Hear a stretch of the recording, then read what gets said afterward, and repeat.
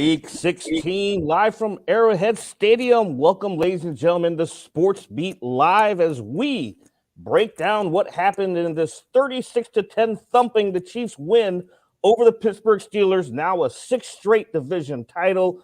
We welcome my esteemed colleagues, my fellow beat reporter, Sam McDowell. How you doing, Sam? Doing well, Herbie. You sat next to me the whole game. You know how I'm doing. Come on, now we got to get the appearance. You're in a different room. I'm in a different room.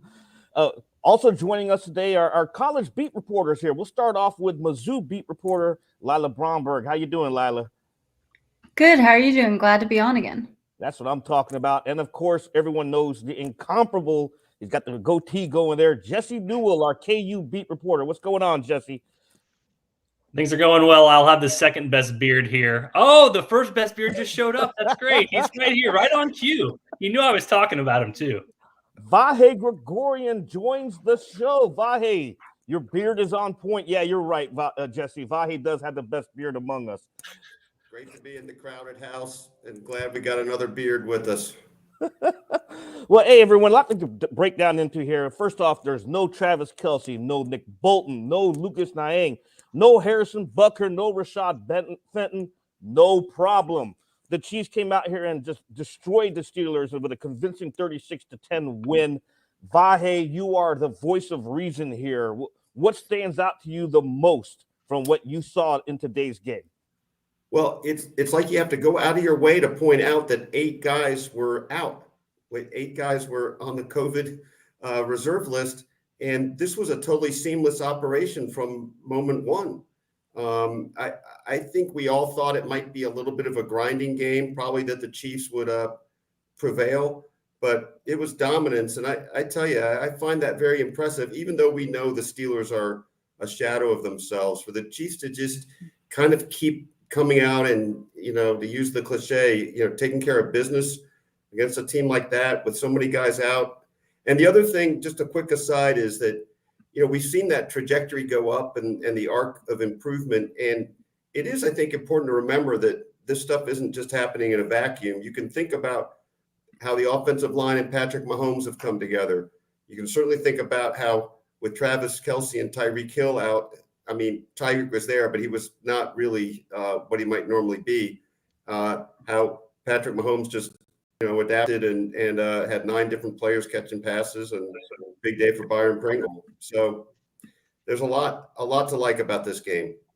And I know, Sam, I know you're writing a story. You probably already wrote it and filed it about Patrick Mahomes and how he had to adjust this week. He knew the likelihood of not having Kelce and Hill was very real at the start of the week, both of them landing on the reserve COVID list. Hill comes off on Saturday, but as Vahe mentioned, he probably was Chiefs were probably more concerned about his conditioning, so they probably held him back a little. But his adjustment to what he was able to do out there today. Tell us about the story you wrote, please. Yeah, I thought Mahomes had one of his best days of the season. And I also thought that the Chiefs potentially unlocked something in the way they had to prepare without having those 2 guys. I think a lot of times this season we've seen Patrick Mahomes squeeze footballs to Travis Kelce and Tyreek Hill because those are his best 2, most talented 2 receivers that he can throw the ball to. This week, when you don't think you're going to have either of those guys, they don't learn until Saturday they're going to have Tyreek Hill. They obviously don't play with Travis Kelce. He had to prepare as if I can't worry about who's catching this football. I'm just going with who's open, what my read is. And I thought we saw him play with a lot more patience than we've seen him play most of the season. The best example is the Byron Pringle touchdown. He had over 7 seconds to throw the ball on that. And he just waited. And, we're all looking at, the all 22 from the top of the press box here. And there's 6 or 7 defensive backs and only 3 receivers ran routes on that play. And he just waited on somebody to get open. The Derek Gore play was similar. His first read's not there. His second read's not there. He goes to his third read, even invents his third read. He's the one that points Derek Gore down the sideline. And so I think that, it's similar to LA in the sense that they just told Patrick Mahomes to go play. Don't worry about getting Travis Kelce enough targets, Tyreek Hill enough targets. Don't worry about just throwing to the number 1 option on this play. Just go play. And if they can do that with those two guys back in the lineup, to me, that's the offense that we saw in 18, 19, and 20, and the reason this team's been what it is for the past 3 years. And the scary part about that, you mentioned just go out there and play with the guys. And one of the guys he certainly was playing with was former Kansas State wide receiver Byron Pringle. 6 catches for 75 yards on 7 targets, including 2 touchdowns. Lila, you wrote a story about Byron Pringle as well. Let's talk about Byron Pringle. How was he able to have this game today? Yeah, he had a really impressive performance. When we talked to him post game, he talked about just really staying ready for that opportunity, kind of knowing that he was going to have that bigger opportunity this week, but not, really necessarily preparing any differently. He talked about how he just kept staying patient and ready. I think the play from him that impressed me the most was his second touchdown. I mean, he kind of just faked out 2 defenders and one of them, to their ankles on his way to scoring, that touchdown. And I thought that was a really impressive play from him. It was cool to see him kind of get more looks and be more involved in the offense. Vahe, I know that throughout the season and even last year, you've been one of the staunchest supporters of Byron Pringle. Did this game right here finally give the team the confidence that, forget the number 2 guy and trying to find him. He's already here. It's Byron Pringle. Was this the game for him? In a lot of ways it was, right? This was kind of one of those hour of need games. And, I've really liked him for a long time. And I think part of it's because I don't think people realize how fast he is, but he's also big and strong. He's a little bit of a fusion of a couple of things the Chiefs have had in the past in separate form, right? Tyreek Hill's the fast guy. Hardman's fast. Sammy Watkins big and strong. Byron's kind of a tweener, and sometimes I think that gets him overlooked. But he's also all of those things at once. So I think he has dropped the ball more this season than I thought he would with more chances. He had a drop today, but as Andy Reid pointed out, or Patrick, somebody pointed out, he's not a guy that sulks after the drop. Now, he had a game earlier this season where he had a drop, had a nice catch, had another drop, but that's been largely uncharacteristic for him. I think you saw a guy who's a really strong component of what they can do going forward if they'll see him that way. Yeah, and Rob mentions, is Herbie capable of referencing Pringle without saying K-State, just saying?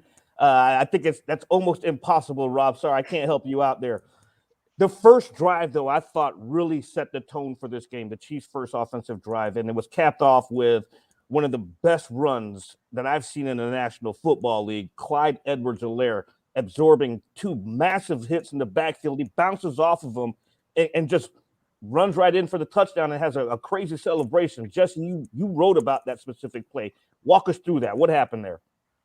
Well, yeah, I mean, this is where Andy Reid was getting creative here. He put 2 extra offensive linemen out there, kind of getting creative with the guys that he did have, but Allegretti didn't make his block, and then a middle linebacker from Pittsburgh just kind of flew through there. And Edwards-Helaire was met in the hole, and he's faced some criticism earlier this year, but he bounced off both of them and scored. You could tell he was pumped afterwards. But the big story afterwards is just going to be his injury and the collarbone. That sounds kind of scary because if it is fractured, that's the sort of thing that could end a season. But it sounds like good news so far for the Chiefs. I know NFL.com's Michael Rappaport talked about how those X-rays were negative. So we'll see moving forward kind of his status and what it is moving forward. We know the Chiefs have gotten creative in the past with the running back, so we'll see. But I am glad Rob mentioned the K-State thing, Herbie. I knew why you asked 2 questions in this panel of Byron Pringle, because it's going to be a K-State thing. And going back to Sam's point too, and also I saw Brian on the bottom line here made a very good point.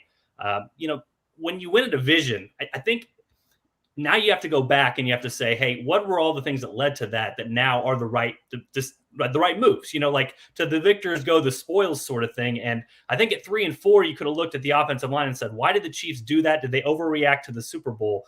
But what Brian said, I think, is actually accurate. The offensive line, I'm going back and watching these plays, and 5-on-4 is what won Kansas City this game on both sides of the ball. You saw guys like Frank Clark getting after the quarterback, Chris Jones shedding double teams, Jaron Reed getting after the quarterback, those sorts of things. I mean, Pittsburgh really struggled in that area. And the other part of it is exactly what Sam said. When Patrick Mahomes was back there, he had all day. He could run around. And Tony Romo made this point on the broadcast too, that, this is a physical running team now. They will punch you in the mouth. That hasn't always been kind of the Andy Reid mindset mentality. Sometimes it's kind of trickery and moving guys around, that sort of thing. But this team can beat you with physicality. I think that's what's making them so dangerous now moving forward, is that there's kind of multiple ways that they can beat you.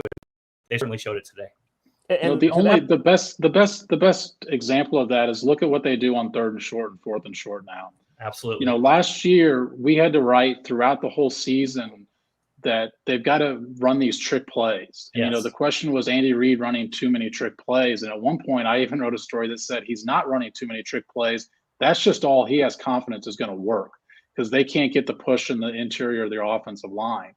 They're running fullback traps when they've run it so many times that the other team has to know this is at the top of their play call sheet right now. I've got to expect that Michael Burton's going to run the fullback trap here. And if you go back and watch that play on 4th down on the opening drive, which is the tone-setting drive of the game, Trey Smith and Creed Humphrey just get a massive push to blow open that hole that any of the 5 of us could have walked through. And so, it's the emphasis of their offseason. It's been the most glaring turnaround that they've had in terms of an improvement for a Super Bowl team that I can remember.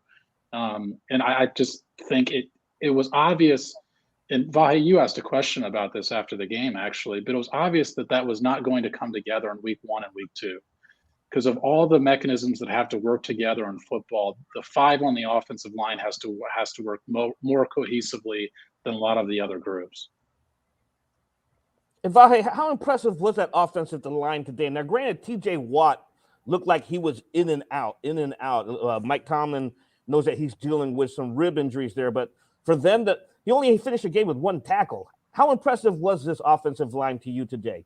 Well, it was. Look, it always starts there. And, this has been building for a while. The Chiefs are now able to be versatile in ways that they haven't been. But one of the things, I don't know if we underrated this, but I think we all understood it would take a little while for, at that time, five new guys and 3 rookies to maybe come together. But I think we've seen all along that the talent's never been an issue. It's in sort of the synchronicity of it all.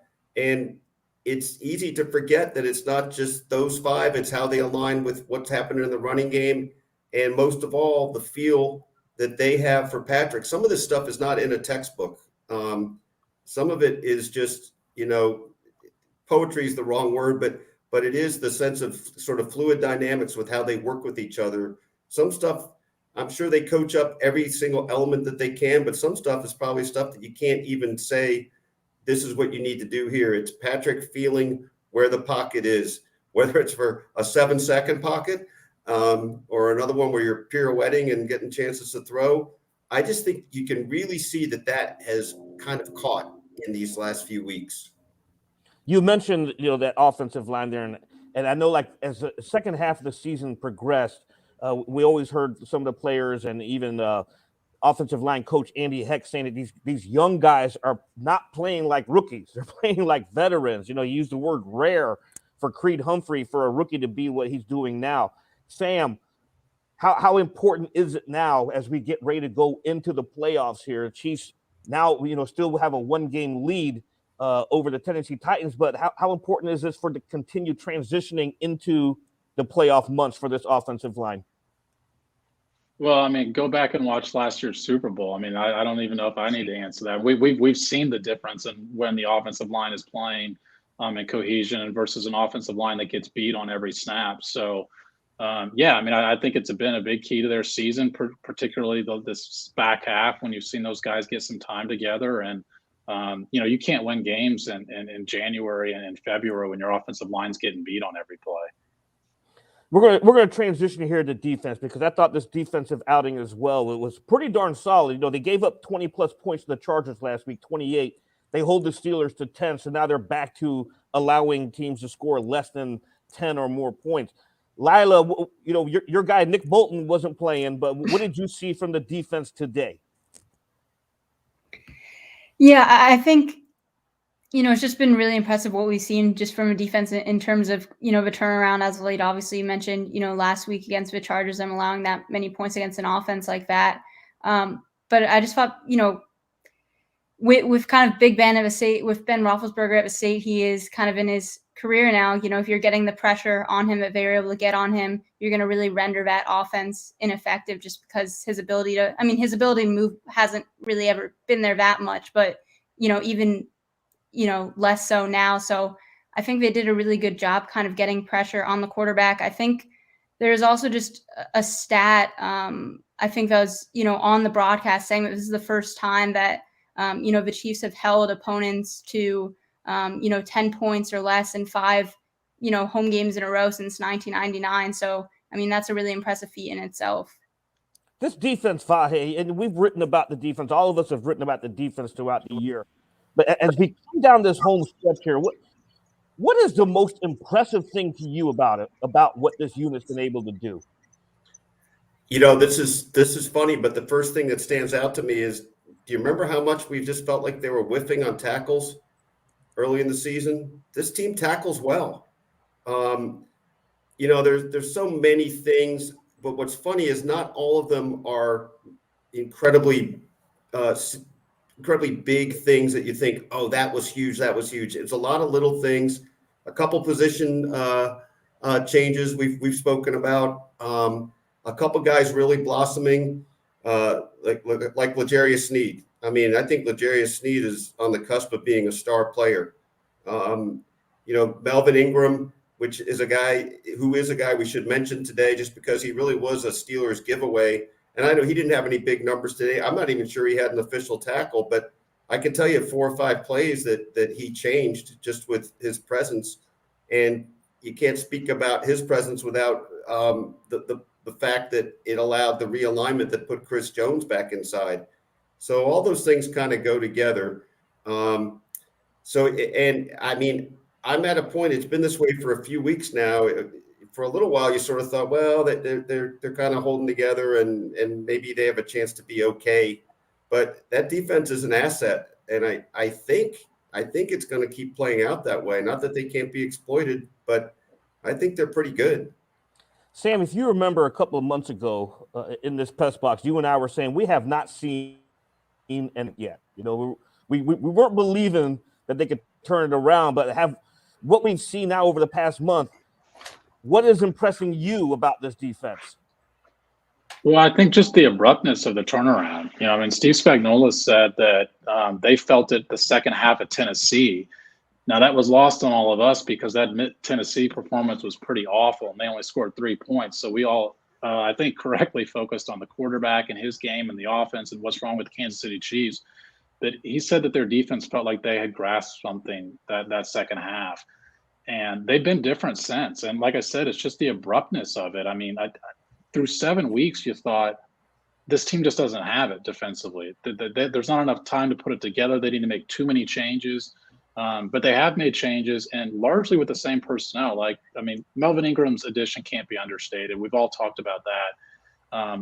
But they've got Juan Thornhill in the lineup. That's made a difference. They've altered Tyrann Mathieu' role a little bit because he plays with Juan Thornhill, a guy who's faster, who covers the back end, rather than with Daniel Sorensen. They've got Chris Jones back where he belongs. L'Jarius Sneed is a very versatile piece that they've been able to move around. Nick Bolton's playing more. Willie Gay's getting more comfortable. He missed the first 3 weeks. So I think mostly it's just getting the right pieces in the right spot. Now, you could say, why don't you have your pieces in the right spot coming out of training camp, right? Do you credit the guys for turning it around as far as the coaches, or do you criticize them for not having it right in the beginning? I think it's somewhere in the middle. I think when stuff doesn't work, it's hard to stop the snowball at some point, and that's where you do have to give this group credit is they were able to find something that worked, and because that's not just a battle with the pieces, that's also a battle with your team's psyche and the mentality of your group in the locker room as well. Yeah, and it's been working. And on Sunday against, I'm sorry, you were going to say, Vahe? Oh, just interject a quick number. We could have fun with a lot of different numbers, but they gave up 203 points in the first 7 games. They've given up 103 points in the last 8 games. And that's just unbelievable. And when you look at what they did with the Steelers today, Ben Roethlisberger completed 23 of 35 passes for just 159 yards, a touchdown with an interception, and he also lost a fumble. That interception, Charvarius Ward with that incredibly sick one-handed interception. I remember Sam took to Twitter and said Charvarius Ward was the intended receiver on that route, right? That's how sick that interception was. Jesse, when he made that one-handed interception, what was your reaction when you were watching that? Well, it was impressive, obviously, and you know they're making plays. But I go back to what I said before. Here's my visualization right here. You ready? 5 blockers, 4 rushers. The Chiefs guys are getting through. You know what I mean? And even on that play, I went back and watched it. And Frank Clark stayed disciplined. I think that was the flea flicker play, wasn't it? Where he flipped it black, and Frank Clark didn't bite. He was just right there. And again, one thing leads to the other. And so again, when we're talking about big picture here and like where the Chiefs went right and where Brett Veach went right, even when it looked at 3 and 4 like they didn't go right, it sort of goes back to a year ago and 2 years ago what they did, which was they started with the pass rush. And Sam talks so much about abrupt. Maybe you guys can tell me. Frank Clark is like the most abrupt player of anybody out there, because to me, the whole game changes when he is playing at this sort of level where he's given the pressure. Because again, you go back and watch, and it sounds cliche, like, oh, Chris Jones is taking the double team, everybody else is single team, but it's so true. And some of those plays, Chris Jones is immediately just pushing the center out of the way and then going against the guard and still kind of beating him as well. But then it gives a single team matchups for everybody else, but you have to win those. And early on, that first third down, who won? Frank Clark won his matchup. And then that flea flicker, when they get the big play, who won his matchup? Frank Clark won his matchup. So we want to talk about things that have gone right for the Chiefs defense. Again, we can go to many players, pinpoint what they did, but I don't think there's anybody that's been so up and so down and so up and so down, and the Chiefs defense going with it as Frank Clark. And when he looks good, man, they look good. But early in the season, he didn't look good, and he kind of had that, you guys can tell me, kind of the press conference where he said he wasn't performing up to expectations and the team needed more from him. And it seems like from that moment on, he just flipped the switch, and this whole defense has been different since. So I'd love to hear you guys take about also what you think has contributed most of going from 3 and 4 to where they are now. But I think I went and submitted my answer. I think they're a different team with Frank Clark playing like he is right now. Yeah, you know, the defensive scheme is designed around Frank Clark to win one-on-one. They get Chris Jones in the middle, and if you specifically look at that first third down play that Jesse referenced, Chris Jones is getting double teamed on that play.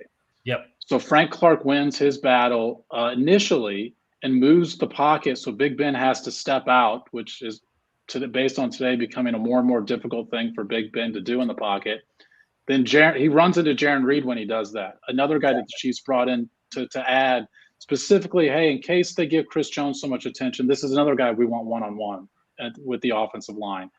So then once he steps to Jarran Reed, he's got to step again, and now Frank Clark has already circled back around to get that sack. So the whole concept of this defensive line is exactly that. Frank Clark has to win on one-on-one. And at the start of the season, he battled 2 injuries.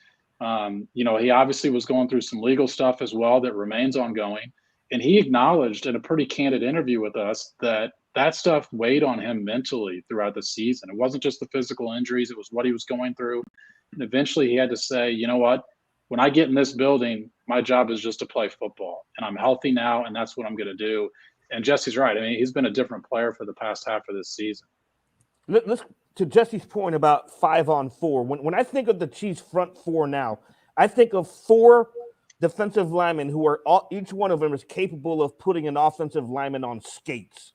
In other words, they're just pushing them backwards. We see Melvin Ingram do that a lot. We see Chris Jones obviously do it a lot. Jarran Reed's now starting to come along. And Jesse, you are absolutely correct. I think Frank Clark and I think Vahe and everyone here will agree with me. I think he's having probably his best season in the Chiefs uniform since the Chiefs acquired him a couple of years ago. What would you say, Vahe?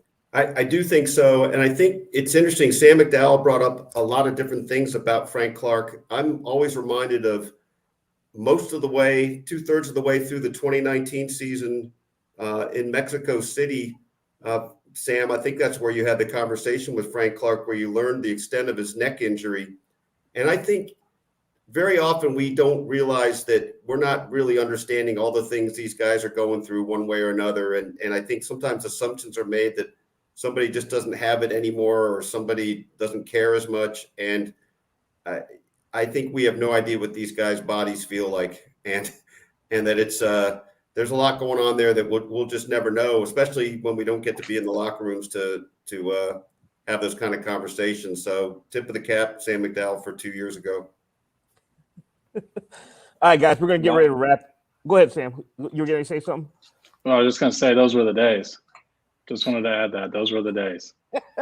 Hey, we now it's like, last week I think was our last time actually going downstairs to actually attend a post-game press conference. We're back to the Zoom age. But you know what? Hey, I get it. Safety and everything. We saw the COVID, what it did to the National Football League over the last, 2 weeks, 200-plus players testing positive. NFLPA had to revamp their COVID protocols. Chiefs went into this game without a bunch of players, but, they still won. The league is overcoming it. We can overcome it. But as we get ready to wrap it up here, Chiefs now sitting at 11-4, 6 straight AFC West division titles. What can they do these last 2 games to keep that 1-game lead?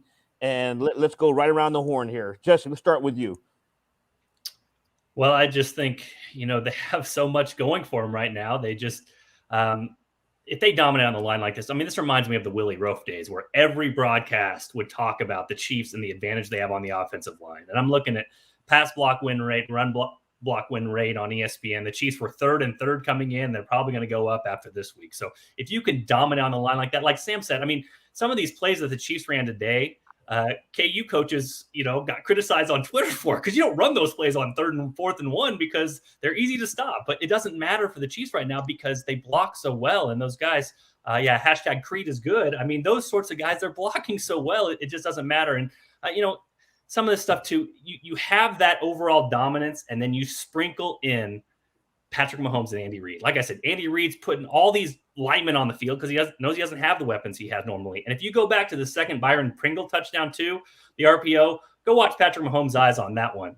There was a defender coming straight for the guy he was throwing for, and he goes, oops, and goes off kilter to the side, flings one to the right guy, and Byron Pringle, he threw him open. It was a great play by Byron to break the 2 tackles, but it was an amazing play by Patrick there. So you just have 2 guys at the very top of their games right now, and you add it to lines right now that are dominating both sides of the football. You basically just got to keep it up. And I know that's tough week to week in the NFL, so we'll see if they can pull it off. But right now, this is a pretty good train rolling. So I would give them definitely the edge to get that number 1 overall seed. Let's hear it, Lila. What do you think? Yeah, I definitely, agree with the points that Jesse made, and that they're on track. They're definitely a big test next week. I think Joe Burrow threw for over 500 yards today. So, and their offense has, looked really good at times this season. Obviously was against a shorthanded Ravens team that's just kind of been decimated in the secondary. But that'll be a big test moving forward. But I think with the way they're playing right now, I would be shocked if they don't get that top overall seed. Mac?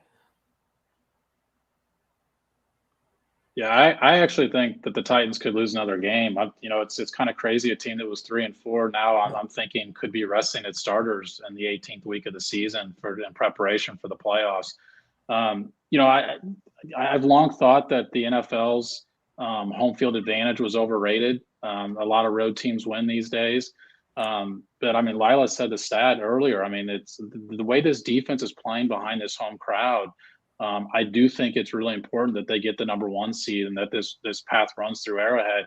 And it always has since Patrick Mahomes has been the starter. He's never played a road game in the playoffs, and I don't anticipate he will this year either. Vahe, you made a point in the press box about halfway through the game. You had mentioned you can't even remember the last time you had to go on the road to cover a Chiefs playoff game. So what do they need to do to maintain this momentum to get that number 1 seed, Vahe? Well, I guess it's self-evident. They got to kind of keep playing like they've been playing. It seems that it would be prudent to have a pass rush against Joe Burrow. And I think being able to be versatile on offense, I think also they probably don't want to add to this COVID list this week.